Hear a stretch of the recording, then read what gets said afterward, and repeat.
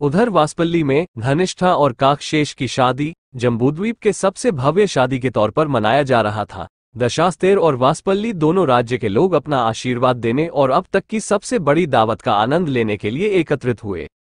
लकड़ी और लोहे से बने विशाल तराजू पर गायों के विपरीत सोना, चांदी और कीमती रेशम तौला जा रहा था और दोनों राजाओं द्वारा एक दूसरे को उपहार में दिया जा रहा था। गायें दोनों राज्यों के छोटे और बड़े मंदिरों के पुजारियों को उपहार में दी जा रही थी। केवल विकलांगों, विधवाओं और अछूतों को आमंत्रित नहीं किया गया था। जब दक्षुमत 89 वर्ष की आयु तक पहुंचे, तब तक उन्होंने अपनी सभी 11 बेटियों की शादी छोटे और बड़े गांवों के राजाओं और जनजाति सरदारों के साथ कर दी थी।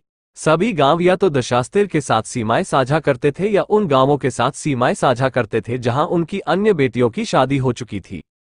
90 वर्ष की आयु में दक्षुमत ने अपने 11 नए सरदारों और 1100 सैनिकों को इकट्ठा किया और उन्हें 100 सैनिकों के 11 समूहों में विभाजित किया, जिनमें से प्रत्येक समूह का नेतृत्व एक सरदार कर रहा था। उन 11 सरदारों को उनके समूह के साथ उपहार देकर दक्षुमत के 11 संपित्र अर्थात समधी को एक ही रात में मारने के उद्देश्य से भेजा गया और उन्हें निर्देश था कि वो अपना कार्य पूर्ण करे, भले ही इसमें उन्हें अपनी जान गंवानी पड़े। शत्रुघ्न के छद्म नाम से शाकबाद ने उत्तर से चेरा पंड्या आने वाले सभी व्यापारियों से अच्छे संबंध बना लिए थे। आखिरकार वो उनके जैसी ही और कभी कभी उनकी ही भाषा बोलता था।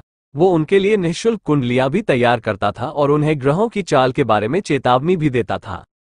ऐसा कहा जा सकता है कि शाकबाद बहुत उदार था, लेकिन वह नहीं था। उसने उत्तर की जानकारी के बदले में वे कुंडलियां बनाई थी। सभी व्यापारी बातचीत करना पसंद करते थे और शाकबाद ने इसका फायदा उठाया।